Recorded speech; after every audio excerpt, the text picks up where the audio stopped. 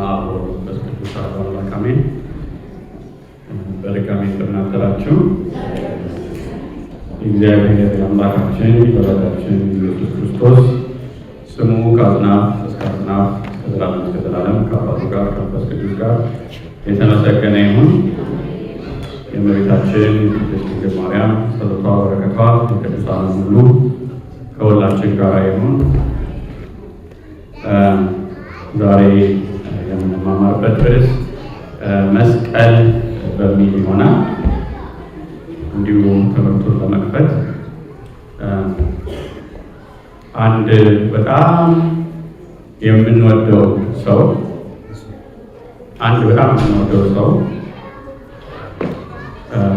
በሆነ ምክንያት ቢሞት በሆነ ምክንያት ቢሰቃይ ያ የተሰቃየበትን ነገር የሞተበትን ነገር እንወደዋለን።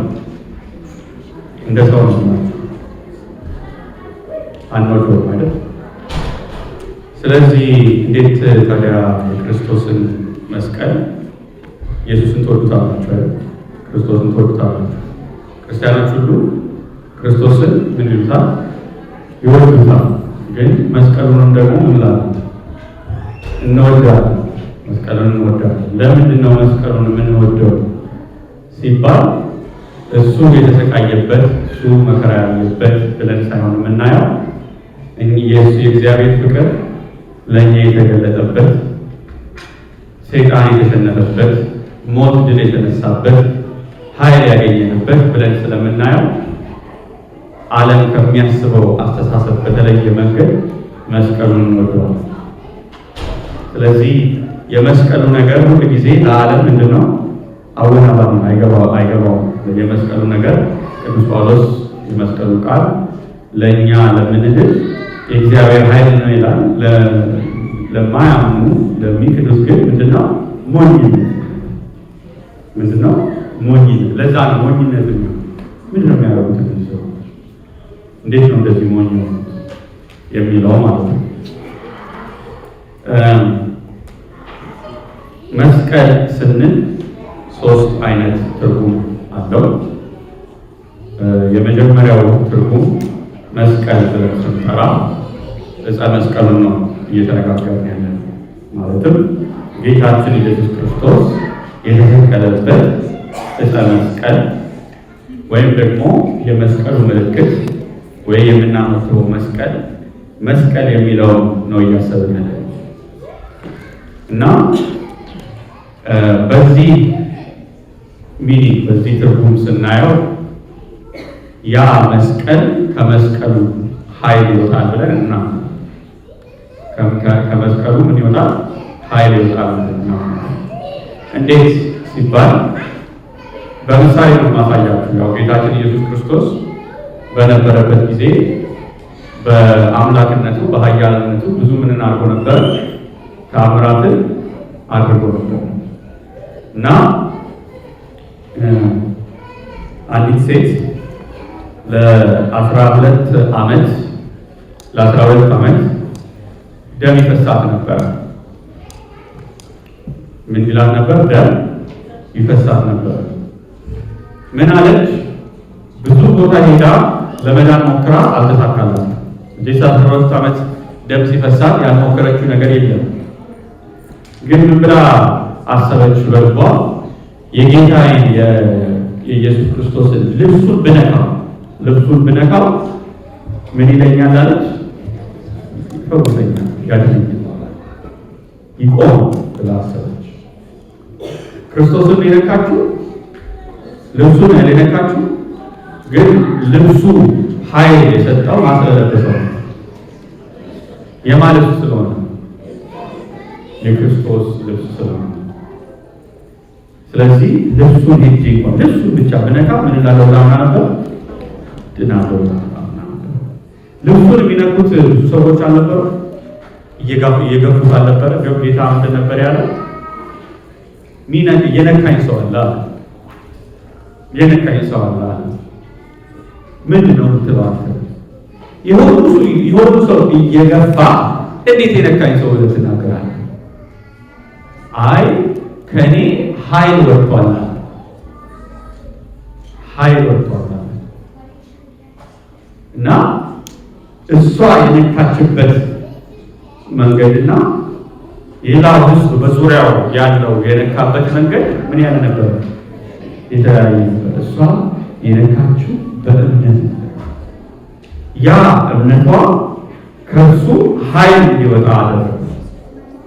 ለእኛ ለምናምን ግን የእግዚአብሔር ምንድን ነው? ኃይል።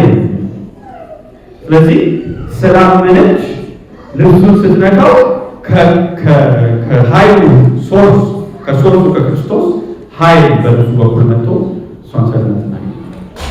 ስለዚህ የአነካኩ ለውጥ ምንድን ነው? ያ የሚገፉት ሰዎች አያምኑም ነበር። እሷ ግን ምትል ነበር? ታምን ነበር። እምነት ከሌለ ከእግዚአብሔር ኃይል አንጠብቅ። ከእግዚአብሔር ኃይል የሚወጣው ምን ሲኖረን? እምነት ሲኖረን። በማርቆስ ወንጌል ምዕራፍ 5 ቁጥር 28 ላይ የሚደንቅ አነጋገር ይነግረናል። ወንጌላዊ ቅዱስ ማርቆስ ምን ይላል? ምዕራፍ 5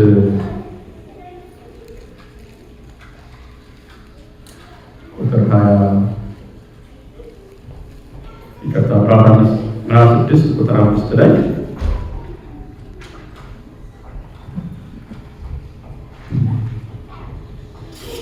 በዚያም ይላል በዚያም በጥቂቶች ድውዮች ላይ እጁን ጭኖ በጥቂቶች ድውዮች ላይ እጁን ጭኖ ከመፈወስ በቀር ተአምር ሊያደርግ ምንም አልቻለም። ከዛ ምን ያህል ስለ አለማመናቸው ምን አለ? ተደነቀ። አሁን እግዚአብሔር ማድረግ የማይችለው ነገር አለ? ክርስቶስ ማድረግ የማይችለው ነገር አለ? ስለ ኃይሉ ከተናገርን እግዚአብሔር ማድረግ የሚችለው ነገር የማይችለው ነገር የለም። ነገር ግን በራሱ ላይ ያደረገው ሕግ ምንድን ነው? ካላመኑ ማመን አለባቸው። ካላመኑ ግን ኃይሉ ከሱ ምን አይወጣም። ስለዚህ የኛ አለማመን እሱ በእኛ ላይ እንዳይሰራ ይከለክለዋል። ምንድን ነው የሚለው? ተአምር ሊያደርግ ምንም አልቻለም። ስለ አለማመናቸው ምን አለ? ተደነቀ። ስለዚህ የመስቀሉን ስናማትብ ሰይጣን የተሸነፈበት መስቀል እንደሆነ፣ ክርስቶስ የተሰቀለበት መስቀል እንደሆነ፣ ከክርስቶስ ኃይል እንደሚወጣ ካላመን ዝም ብለን ነው የምናዋትበው። አይጠቅምም። ግን ኃይል እንዳለው ካመንን ግን ከክርስቶስ ከኃይል ምንጭ ኃይል ይወጣል። ከኔ ጋር አላችሁ? ስለዚህ ምንድን ነው የሚጠይቀው ማለት ነው? እምነት። ልብሱ ካዳነ ደሙ የፈሰሰበት መስቀልማ እንዴት አብዝቶ ምን ይላል? ካለብን በሽታ ካለብን ችግር ሰይጣንን እንዴት ያባረረናል? ከኔ ጋር ነው። ስለዚህ ይሄ ነው የመጀመሪያው የመስቀሉ ትርጉም። የሰማይና የምድርን ጌታ የተሸከመው ያ የእንጨት መስቀል በእውነት የተባረከ ነው። መዳናችንም የተፈጸመበት ጌታችን የሊቀ ካህናት የሊቀ ክህነትን ስራ የሰራበት ራሱ መስዋዕት አድርጎ የሰጠበት ያ መስቀል እውነት የተባረከ ነው። የቤተ ክርስቲያን ካህናት በመስቀል ይባርኩናል። ማንኛውም ቤተ ክርስቲያን ወይም ቤተ መቅደስ በሚሰራበት ጊዜ ከላይ ላይ መስቀል እናደርጋለን። የክርስትና ምልክቱ መስቀል ነው። መስቀል በምናይበት ጊዜ በመስቀሉ ላይ የነበረው ጌታችን ኢየሱስ ክርስቶስንና መከራውን እናስባለን። በእርሱም በማመን ከመስቀሉ በረከትን፣ ኃይልን፣ ድህነትን እናገኛለን። ከኔ ጋር አላችሁ? ስለዚህ የመጀመሪያው ስለ ምድር የምናወራው ስለ ዕፀ መስቀሉ ነው። ስለ መስቀሉ ምልክት ነው። ሁለተኛው መስቀል ሲባል ስለ ጌታችን ስለ ኢየሱስ ክርስቶስ መከራ ነው። ስለ እንጨቱ ሳይሆን ስለ ምልክቱ ሳይሆን እርሱ ስለተቀበለው ምንድነው መከራ፣ ስለተገረፈው፣ ስለተቀጠቀጠው፣ መስቀል ላይ እጆቹ ስለተቸነከሩት፣ ስለተሰደበው፣ ስለተተፋበት፣ ስለተቀለደበት ስለዛ ሁሉ መከራ ነው እያወራ ነው። በሁለተኛ ደረጃ መስቀል ሲባል መስቀል ኃይላችን ነው፣ መስቀል ቤዛችን ነው፣ መስቀል የነፍሳችን መዳኛ ነው ስንል በዛ ሴንስ ነው እያወራ ነው። በእርሱ ቁስል እናንተ ምን ተብላችሁ ተብሎ ተጻፈ? ተፈውሳችሁ። የነፍስ መዳን በክርስቶስ መከራ መስቀል ድነናል።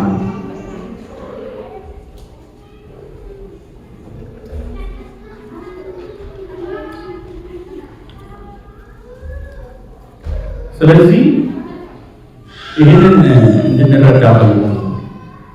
አንደኛው የክርስቶስ መከራ ስንል የዳንበት ነው፣ ሕይወት ያገኘንበት ነው።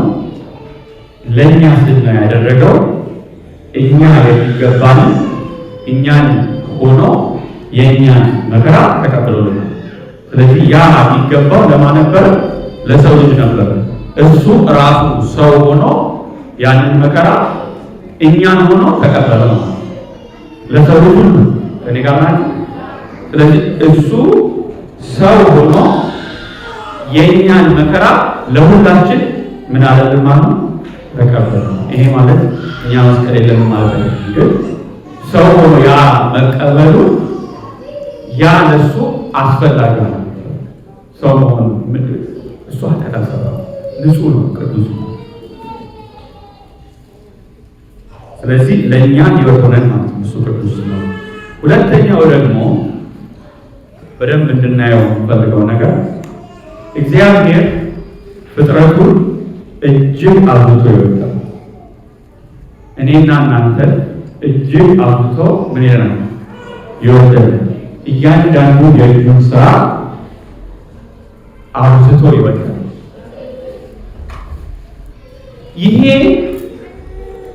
እውነት፣ ይሄ ሀቅ በብዙ መንገድ አሁን እንግዲህ በብዙ መንገድ ሊናገረው ተናግሮታል። እናት ወልዳ ልጆቿን ትረሳለችን ይልና ብትረሳ እንኳ እኔ ግን እናንተ ምን አላችሁ? አረሳችሁም። ለምን? የእጆቼ ስራ ስለሆነ፣ ስለፈጠርኳችሁ፣ ወደዚህ ዓለም ስላመጣኋችሁ እናንተ ምን አላችሁ? አረሳችሁም። ግን እግዚአብሔር ፍቅሩ አልተገለጠም ነበር፣ አልታየም ነበር እና የእርሱ ያ የተደበቀው የእግዚአብሔር ፍቅር፣ የአብ ፍቅር፣ የአባታችን ፍቅር የተገለጠው ክርስቶስ መስቀል ላይ ሲወጣ። ስለዚህ መስቀል እግዚአብሔር ለእኛ ያለው ፍቅር የክርስቶስ መከራ ከሰው ከሆነበት ጊዜ ጀምሮ ራሱን ዝቅ ካረገበት ጊዜ ጀምሮ በዚህ ምድር ላይ ተመላልሶ የተቀበለው መከራ የአብ ፍቅር፣ የወልድ ፍቅር ለእኛ ያለው የሚገልጥልን ነው እና ምንድን ነው የሚለው? ፍቅርን አየነው አላችሁ። ፍቅርን አሁን ፍቅር ኮንሴፕት ነው አይደል? ፍቅርን አየነው። ክርስቶስን መስቀል ላይ ሆነው ስታዩት ምንድን ነው ያያችሁት? ፍቅር ነው። ፍቅርን ምን አልነው አለ? አየነው እና የእግዚአብሔር ፍቅርን አየነው። በሶስተኛ ደረጃ አንድ ነገር ልጨምርላችሁ። የክርስቶስ መከራ፣ የክርስቶስ መስቀል የሰራውን ስራ። የክርስቶስ መስቀል፣ የክርስቶስ መከራ ዓለማዊነትን ይገላል፣ ምድራዊነትን ይገላል፣ ከልባችን ውስጥ ያወጣል። እንዴት አትሉኝ?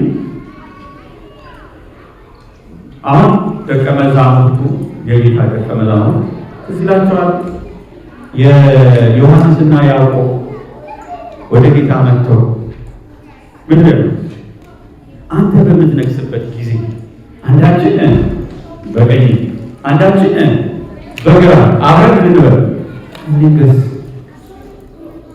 ሀሳባቸው ምንድን ነበረ? ምድራዊ ነበረ። በሮም ግዛት ተይዘናል። ስለዚህ መቼ ነው የምታወጣ ብለው ይሉ ነበር፣ ያስቡ ነበር። በቃ ልባቸው እሱ ይከተሉታል፣ አብረን እነግሳለን።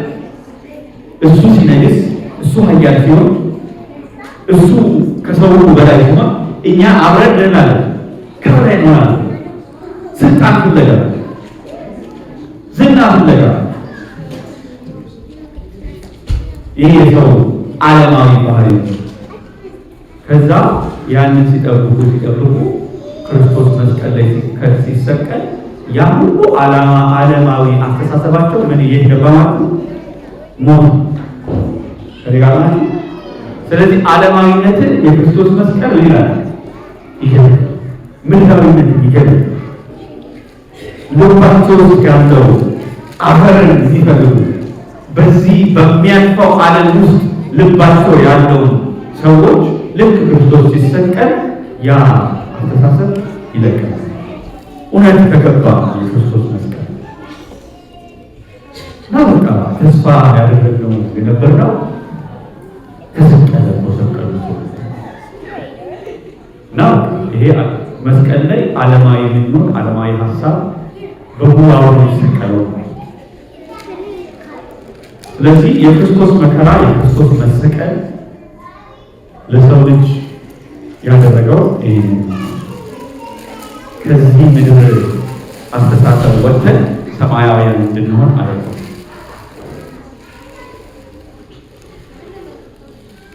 ስለዚህ መስቀል እግዚአብሔርና እኛ የተገናኘንበት እና ጌታችን ስለኛ ዋጋ የከፈለበት ነው። አሁን ትንሽ ሰፋ አድርጌ ማየት እንፈልገው የዛሬው ወንጌል ስለሆነ ዛሬ የተነበበልን ወንጌልም ስለሆነ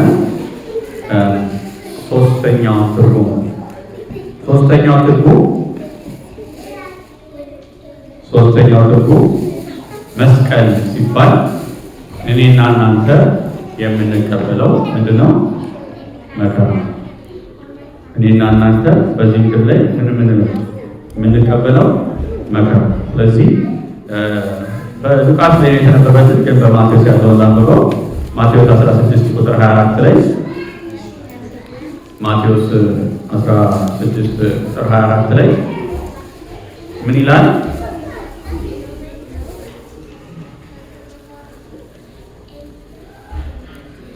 በዚያን ጊዜ ኢየሱስ ለደቀ መዛሙርቱ እንዲህ አለ፣ እኔን መከተል የሚወድ ቢኖር ራሱን ምን ይበል? ይካድ፣ መስቀሉን ምን ይበል? ይሸከም። ከዛ እኔን ምን ይበል? ይከተል። እኔን መከተል የሚወድ ቢኖር ጌታ ወዴት ነው እየሄደ ያለው? ወደ መስቀል እኮ ማለት መከተል እኮ አቃታቸው። ልክ መከራው ሲመጣ እነሱ ምን አሉ? ብትን። ጌታ ግን ወዴት ነው እየሄደ ያለው? ወደ መስቀል ነው እየሄደ ያለው። እና መከተል የሚፈልግ ቢኖር ምን ይበላል? ራሱን ይካዳል፣ መስቀሉን ይሸከምና ምን ይበላል? ይከተል። ስለዚህ መስቀሉን ሲል እኛ የምንቀበለው ምንድነው የሚናገረው? መከራ ነው። ልክ ከፍ ብሎ ዛሬ የተነበበው ወንጌል ላይ ጌታችን ኢየሱስ ክርስቶስ ለደቀ መዛሙርቱ ይመጣና ምን ይላቸዋል? ብዙ መከራ እንዲቀበል ነገራቸው። እንደሚሰቀል እና እንደሚገደል ሶስተኛው ጊዜ እንደሚሰቀል እና ቅዱስ ጴጥሮስ መጥቶ ምን አለው? አይሁንብህ ጌታ ሆይ ይህ ከቶ አይድረስብህ ቢል ብሎ ጌታን ሊገስጸው ጀመረ። ጌታ ምን ይለዋል? ገስጸው አይሁንብህ። ከዛ ጌታ ምንድን ያለው?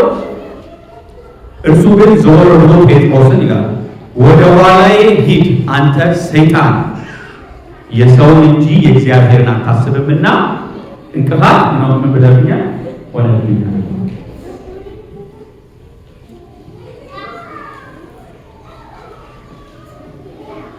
ጌታ መስቀሉን እሱ እግዚአብሔር ለእኛ መዳን ያሰበው ክርስቶስ እንዲሰቀል ነው። ወደዚህ ምድር የመጣው የአባቱን ፈቃድ ሊያደርግ፣ አባቱ ደግሞ ምንድን የእግዚአብሔር ፈቃድ፣ የአባቱ ፈቃድ፣ የእሱ ፈቃድ ደግሞ መስቀል ላይ ተሰቅሎ የሰው ልጅ ሁሉ ምን ማለት ነው? መዳን ነው። ቅዱስ ጴጥሮስ አይሆንብህ ሲል የሰይጣን አነጋገር ነው። ሰው አይዳንም ማለት ነው።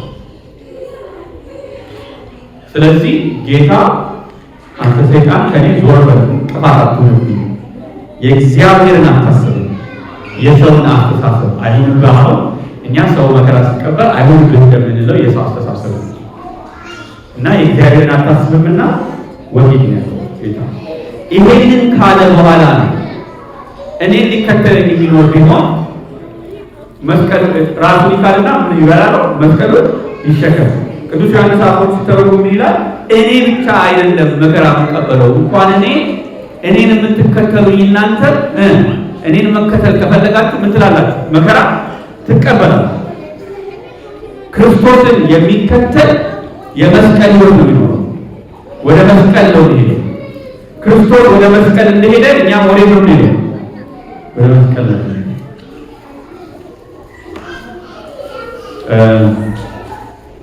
በዚህ ምድር ላይ ሶስት አይነት ክርስቲያኖች ነው። ስንት አይነት አልኳችሁ? ሶስት አይነት። አንደኛው መስቀሉ የረሳ የተወው በዚህ ምድር ላይ መስቀልን ላለማግኘት የሚታገል ክርስቲያን የመጀመሪያው። ሁለተኛው እኔ በዚህ ውስጥ ያለ ይመስለኛል ግን አላውቅም። ሁለተኛው መስቀሉን ተሸክሟል ግን ለመሰቀል በርቷል። ይዞታል፣ ገብቶታል፣ ተጣብቋል። ጌታ መስቀሉን ተሸክሟል፣ ይዞታል። ግን በቃ እንዳያለው ነው መሰቀል እንዳለበት ያውቃል። ግን ብሏል፣ ፈርቷል። ሶስተኛው ደግሞ የተሰቀለ ተሰቅሏል። ስለዚህ ስንት አይነት ናቸው? ሶስት። በሰማይ ያለን ክብር በዚህ ይወሰናል። ከክርስቶስ ጋር የተሰቀለ አብሮ ከክርስቶስ ጋር ታላቅ ክብር ይኖረዋል። የፈራው ደግሞ በዛው መጠን ክብሩ ይላል ይቀንሳል። እኔ ጋር ነው። ስለዚህ እኔ መከተል የሚወድ ቢኖር ራሱን ይካድ፣ መስቀሉን ይሸከም፣ እኔ ይከተል። አሁን ልናገር ከመቆም ነው ስለ ራሱን መካድ። ሰው መስቀል ይሄ ሁለቱ የተገናኙ ናቸው። ነገር መስቀል መሸከም ከፈለገ ራሳችንን መካድ። ራሱን ያለካደ ሰው መስቀል መሸከም አይችልም። ለምን? ይሳሳለታል። ለማ ለራሱ ስለሚሳሳለት፣ ስለሚያዝንለት፣ ስለሚጨነቅለት እንዴት አድርጎ መስቀል ይሸከማል?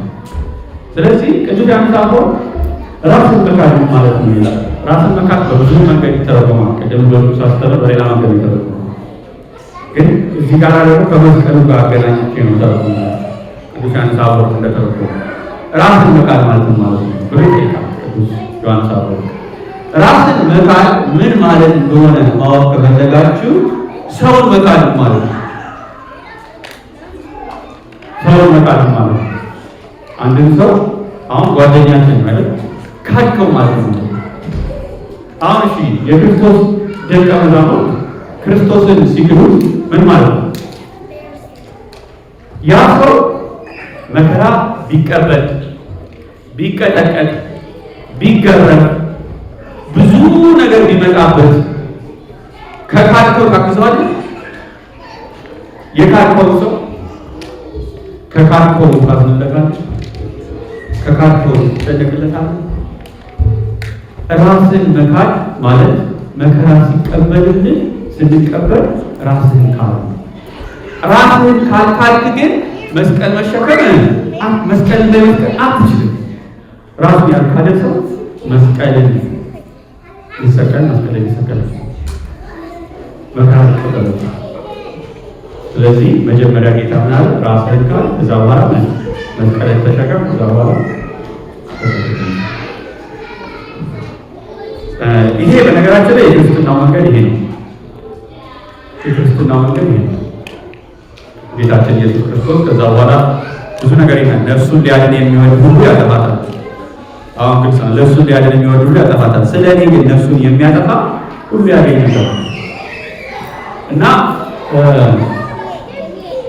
ይሄ ዛሬ የሚነገረው ትምህርት ቪክቲም የሚያደርግ ተበድለሃል፣ ተቸግረሃል፣ ይሄ ይገባሃል፣ ፍትህ አልሆነልህም፣ እንዲሆነሃል። ስለዚህ ኮምፕሌን አድርግ። ጌታ ግን ኮምፕሌን አድርግ አላለም። ምንድን ነው ያለው? መስቀልህን ተሸከም። ይለያያል። የክርስትናው መንገድና ዛሬ ሰው እንዲሆን እየተደረገ ያለው በጣም የተለያየ። ደካማ እንዲሆን፣ ኃይል እንዳይኖረው፣ ከረጅስ እንዳይኖረው፣ እምነት እንዳይኖረው፣ ኮምፕሌነር እንዲሆን ይደረጋል። በቃ ሁሉ ጊዜ ኮምፕሌን ማለት ጌታ ምንድን ያለው? ኮምፕሌን አድርጎ ራስህን ካድና መስቀልህን ተሸከም። በዚህ ምድር ላይ እስካለን ድረስ መከራ አለ። ሰማይ እስክንሄድ ድረስ በዚህ ምድር ላይ ፍትህ ትጠብቃላችሁ? በሰው ሁሉ ክፋት ፍትህ እንጠብቃለን? በዚህ ምድር ላይ ፍትህ የት ነው የሚመጣው? ጌታ በመጣ ጊዜ ነው ፍትህ የሚመጣው። እኛ እኮ የወደቅን፣ ችግሩ እኮ እኛ ራሳችንን፣ በሽታው እኮ እኛ የሰው ልጅ ላይ ያለው የሰው ልጅ ላይ ያለው በሽታ እስካልተነሳ ድረስ ፍትህ እንዴት ይመጣል? ፍትህ ከሌለ ደግሞ መበደል አለ። መበደል ካለ ደግሞ መስቀል መሸከም አለ። አላህ ይፈልጋል።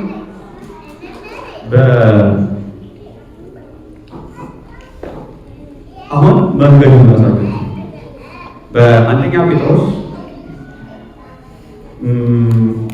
ጴጥሮስ ምዕራፍ 2 ቁጥር 20 ላይ እንደዚህ ይላል፣ ኃጢአት አድርጋችሁ ስትወሰኑ ብትታገሱ ምን ክብር አለበት? ምን ክብር አለበት? ለምን? ያን የተቀበልከው ስለምን? ስለሆነ ስለ ክፋት፣ ስለ ችግር። ስለዚህ ኃጢአት አድርጋችሁ ብትወሰኑ ምን ክብር አለበት ይላል። ከዛም ይላል ነገር ግን መልካም አድርጋችሁ መከራ ስትቀበሉ ብትታገሱ። ስለዚህ አሁን መከራ ያለበት ሰው ማን ነው? መልካም የሰራ ሰው መከራ አይገባውም አይደል? ግን መከራ ሲመጣባችሁ ብትታገሱ ምንድን ነው የሚለው? የዛን ጊዜ ይህ ነገር በእግዚአብሔር ዘንድ ምስጋና ምን ይለዋል? ይገባዋል። ስለዚህ መልካምን አድርገን ደግን አድርገን ጽድቅን ሰርተን መከራ ስንቀበል ኮምፕሌን አድርጓል ተባሉ። ደስ ይበላችሁ፣ ስለ ጽድቅ ስለተሰደዳችሁ፣ መልካምን አድርጋችሁ ስለተደረገባችሁ ደስ ይበላችሁ፣ ከእግዚአብሔር ዘንድ ምስጋና ታገኛላችሁ፣ በሰማይ ታላቅ ክብር አላችሁ ነው ጌታ። ስለዚህ መከራ ስንቀበል ደስ ሊለን ይገባል። ምን አድርገን? መልካም አድርገን። ክፉ አድርገን ከሆነ ግን በድለን ከሆነ ግን ምንም ክብር የለንም። ንስሐ ይገባኛል። አላችሁ ከኔ ጋር አንድ ምሳሌ ልስጣችሁ። በነገራችን ላይ አንዳንድ ሰው ስለ ጽድቅ መከራ መቀበል መሰደድ ሲባል እንዲሁ ብቻ መጽሐፍ ቅዱስን አውቄያለሁ ብሎ ኢየሱስ ስላለ መከራ ተቀብዬ የሚባል ይመስላል። ጥሩ ነው፣ ወንጌል ስለሰበክን መከራ መቀበል። ግን ስለ ጽድቅ የሚለው ደግሞ ትንሽ ከፍ ያለው መከራ እንድትረዱት ነው። ለምን ጽድቅ መከራ እንደሚያመጣ ጽድቅ የሚለው ነገር ነው። አሁን ለምሳሌ መስጣችሁ አንድ አባት ቅዱስ አባት ናቸው። በራሻ በግሪክ ከሁለት አንዱ በጣም የተቀደሱ አባት ናቸው። ጳጳስ ናቸው። በአንድ ቤተክርስቲያን ውስጥ እያገለገሉ ህዝቡ ሲመጣ እና ገንዘብ ልስጦት ብለው ሲጠይቃቸው እኔ ገንዘብ አልፈልግም፣ ለድሃ ስጡት ወይ ለተቸገሩ ስጡት፣ ገንዘብ አልፈልግም። ገንዘብ የሚባል ነገር አይቀበሉም። ይሄ በቃ ልባቸው ከገንዘብ ጋር መስላለኝ ስለዚህ ከገንዘብ አልፈልግም ብለው ገንዘብን አይቀበሉም። እና ይሄንን ሲያደርጉ ህዝቡ አይተው ተማሩ። ምን ያህል ገንዘብን ልባቸው በምን እንዳልተያዘ በገንዘብ እንዳልተያዘ። አሁን ከነሱ አጠገብ ያለ አሁን ይህ ሰው ክፉ አደረጉ መልካም ያላደረጉ ሰው በድለውታል አልበደሉት። ገንዘብ ለገንዘብ አትኑ እያሉ ነው በስራቸው። ለገንዘብም ሳይሆን ለእግዚአብሔር ነው። ሀብት እግዚአብሔር ነው፣ ኃይል እግዚአብሔር ነው ብለው እያስተማሩ በምናቸው በስራቸው። እና በቃ እንደዛ ብለው ነበር የሚያደርጉት። እኛ አባት የተቀደሱ አባት ናቸው። ዛሬ ቅዱስ ተብለው ይጠራሉ። አሁን ከጎን ያለ ሌላ ቤተክርስቲያን ሌላ ጳጳስ ነው። ያ ጳጳስ ደግሞ ምንድን ነው የሚያደርጉት? ገንዘብ አለመቀበል አይደለም አምጡ ይሰበስባሉ፣ ያመጣሉ። እና ለዚህ ምክንያት እየተባሉ ገንዘብ አምጡ። አሁን ይህን ስል የእኛ ካህናቶች ወይም ጳጳሳቱን እየነቀዋል። ግን የሆነው እንደነገራችሁ አሁን ህዝብ ይመጣና እሱ ለምንድን ነው ገንዘብ የሚጠይቁት? እኛ ጳጳስ እኮ ገንዘብ አይጠይቁም ብለው ተናገሩ። አሁን እኛ ጳጳስ ይሄ በቃ መጨቅጨቅ ሲመጣባቸው ክስ በዛኛው ጳጳስ ምን አደረገ? ገንዘብ ለምን ተቀበለ ተብሎ ክስ። ገንዘብ ስላልተቀበሉ ስደት። ከኔ ጋር ናችሁ? እኛ የሌላው ሰው ክፉ አድርጎ የሚጠቀም ሲሆን እኛ ደግ ስናደርግ ያ ሰው እኛን እንደሌለን ይፈልጋል፣ ያጠቃል፣ ይፈልጋል። እና ሰው ሰካራም ከሆነ እናንተ የማትጠጡ ከሆነ እናንተ እንድትጠጡ ይፈልጋል ወይ ያጠቃል? ከኔ ጋር ነው። ጽድቅ ዋጋ የሚያስከፍለው እናንተ ከዛ ተስላችሁ ስትገኙ ለዛ ሳትሸነፉ ስትቀሩ ያ የተሸነፈው ሰው ለእናንተ ምን ይሆናል? ጠላት ነው። ሰይጣን ደግሞ ይሄን ነው አይወድም። ስለዚህ የዛን ጊዜ እኛ አባት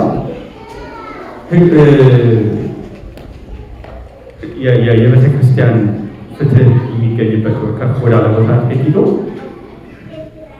ወይ ገንዘብ ቀረው ወይ ተውተው ችግር አለ። በጣም ለምን ለሳቸው ግንጃቸው ለሳቸው ሀብታቸው እግዚአብሔር ለሳቸው ሀብታቸው የሰው ሙገሳ ወይም የሰው ገንዘብ ወይም የሰው እሳቸው ያሉት ምን ለማለት ነው? ህዝቡን ህይወት ለማስፈጠር ለእግዚአብሔር ፍቅር እየተመላለሱ ነው። ስለዚህ ለበጎ ነገር ምን ተቀበሉ ማለት ነው? መስቀል ተቀበሉ። ስለዚህ ክርስቶስን ስንከተለው የእሱን መልካም ስራ ስናደርግ የዋህ ስንሆን ደግ ስንሆን ፍቅር ስንሆን እሱን ስንመስል እቺ ዓለም ምን ትለናለች ማለት ነው? ታሳድደናለች፣ መስቀል ታበራለች። ከዛ ጌታ ምን አለ? እንደዚህ ሆኛለሁ እንደዚህ ሆኜ እኮ እንደዚህ ኮምፕሌን እንድናደርግ ሳይሆን መስቀላችሁን ተቀብላችሁ ምን ይበላችሁ? ደስ ይበላችሁ። በሰማይ ምን አላችሁ? ዋጋ አላችሁ። ሌላ አባት በራሻ በጣም የሚደንቁ አባት ናቸው። ራሻ እንደምታውቁት በኮሚኒዝም አልፈው ነበረ እና ያደረጉት ነገር ሁሉ መልካም ይዘዋቸው ወስደዋቸው እናንተ ፖለቲከኞች ናችሁ፣ እናንተ ከኮሚኒዝም ጋር ተጣሉ ናችሁ ብለው ሲጠይቋቸው ምንድን ነው ያሉት? እኛ አባት እኔ ካህን ሆኜ ክርስቲያን ሆኜ አክቲቪዝም የሚሄድበት ሀሳብ የሚኖረኝ አይችልም። ምድር ይሄ ሰማያዊ ነኝ እኔ ወደ አላደረኩም ሲሏቸው ሳያሟቸው ለ8 ዓመት እየቀጠቀጡ አሰራሩ። ከዛ መጥተው አንድ ሰው መጥቶ ጠየቃቸው። ያ ግን እንዴት ነበረ ከሆነ አልነበረም ብሎ ሲጠይቋቸው ለእኔ ያ ጊዜ እጅግ ታላቅ የደስታዬ ጊዜ። ለምን ወደ እግዚአብሔር ቀና ባልኩ ጊዜ እግዚአብሔር እጅግ ቅርብ ነበር። ለምን ስለ ጽድቅ ስለ በጎ ስላደረኩ ወንድሞቼን ስላልካድኩ መከራ ስለተቀበልኩ ባላደረኩበት ባላጠፋሁት መልካም አድርጌ መከራ ስለተቀበልኩ እግዚአብሔር ከኔ በጣም ቀርቦኝ ነበርና ያ ጊዜ ዛሬ እንኳን ብፈልገው ምን አለው አላገኘውም ብለው ግን ይዛ ያለው ህዝብ አልገባ ሲለው ወደ ሀሳባቸው ስለዚህ ስለ በጎ አድርገን መከራ መቀበል ምን ይባላል ማለት ነው? መስቀል። ማንኛውም መከራ እግዚአብሔር ደግሞ ትዕግስታችንን አይቶ ትዕግስት ማለት ኮምፕሌት የሚያደርገው ትዕግስት ነው። ትዕግስታችንን አይቶ በሱ ላይ ያለንን እምነት አይቶ ምን ያደርገናል ማለት ነው? በሰማይ ታላቅ ክብር ይሰጠናል። በዚህ ልደብት ትምህርቱ ከዚህ በፊት ነግሬያችሁ ሊሆን ይችላል ወይ የሆነ ነገር ይችላል። አንደኛ ነገር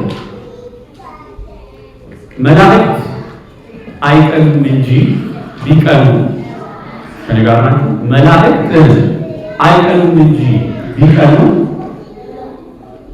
በሰው ላይ የሚቀኑት ሁለት ነገር ናቸው። የመጀመሪያው በሰው ላይ የሚቀኑት ስለምንድን ነው ቢባል ስለ ስጋና ስለ ደም። ለምን የላቸውም? ምን ተብሏል? ዘሩ እኮ ከአብርሃም ነው እንጂ ከአዳም ነው እንጂ ከምን አይደለም ከመላእክት አይደለም ተብሎ ስለተነገረ የምንበላው የምንጠጣው ስጋና ደም ከመቤታችን የመጣው ለሰው ብቻ የተሰጠ ስለሆነ መላእክት አይቀኑም እንጂ ቢቀኑ በስጋው ደግሞ ምን ይሆን ነበር? ይቀኑ ነበር። አንድ ሁለተኛው በምን ይቀናሉ ሲባል በመከራ የሰው ልጅ መከራ ስለሚቀበል በመከራው ይቀናል። ለምን በመከራ የሚቀናው ብለን ልንጠይቅ እንችላለን። ለምን በመከራ የሚቀሩት? አሁን በመጀመሪያ በብሉይ ኪዳን መከራ የሚባለው ትርጉምና በአዲስ ኪዳን መከራ የሚባለው ትርጉም የተለያየ። በብሉይ ኪዳን አንድ ሰው መከራ ከደረሰበት የተረገመ ነው ተብሎ የሚታሰበው፣ ይሄ የእግዚአብሔር መዓት ነው ተብሎ የሚታሰበው። በአዲስ ኪዳን ግን እግዚአብሔር ፍቅሩን የሚገልጥበት መንገድ ስጦታ ነው። ሰማዕትነት እኮ ምንድን ነው? ስጦታ ነው። ስለዚህ መከራ ስንቀበል ስንታገስ ለማን ያለንን ፍቅር እንገልጣለን? ለእግዚአብሔር ያለንን ፍቅር እንገልጣለን። ይሄ እድል ነው። ይሄ እድል መላእክት መከራ መቀበል በባህሪያቸው ስለማይችሉ ለእግዚአብሔር በመከራ ፍቅርን የማሳየት እድሉ ምን የላቸውም። ስለዚህ በዛ ምን ይላሉ? ይቀናሉ። ስለዚህ በሁለት ነገር ከሰው ይቀናሉ ይላል። ሌላ ደግሞ ነገራቸው አንዲት የተቀደሰች ሴት መከራዋን ተቀብላ ድል ነስታ በሰማይ በክብር አለች እና ለአንድ የተባረኩ መነኩሴ ትገለጥላቸዋለች እና ምን ትላቸዋለች? እኔ አሁን የማውቀውን ባውቅ ኖሮ ባውቅ ኖሮ እስከ ዓለም መጨረሻ ድረስ መከራ ለመቀበል ፈቃደኛ በሆንኩ ነበር። ምክንያቱም ያ የተቀበልኩት መከራ ሁሉ ለካ በሰማይ ታላቅ ዋጋ ብዬበታለሁ፣ አግኝቼበታለሁ። ስለዚህ እስከ ዓለም መጨረሻ መከራ ብቀበል እንዴት የበለጠ ክብር ይደርሰናል አላችሁ። ሌላ ደግሞ ቅድስት ምን አለች? በሰማይ አንድ ክብር ወደ ላይ ከፍ ለማለት ከማለትና እስከ ዓለም መጨረሻ ድረስ መከራ ብትቀበይ የቱ ይሻልሻል ብባል መከራውን እመርጣለሁ። እስከ ዓለም መጨረሻ ከባድ ነገር ነው።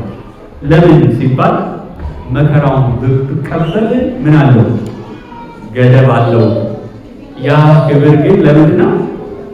ለዘላለም ብላ ተናግራለች። ስለዚህ በዚህ ምድር ላይ የምንቀበለው መከራ፣ የምንቀበለው ችግር፣ የሚመጣብን ነገር ሁሉ በሽታም ሆነ ስድብም ሆነ መሰደድም ሆነ በትዕግስት መልካም እያደረግን በጎን እያደረግን ክርስቶስን እየተከተልን የክርስቶስ ቅዱስ እዚህ ጋር አንተ ያለው ቅድም ስላጨረስኩላችሁ ነው። አንደኛ ጴጥሮስ ላይ መከራ ብትቀበሉ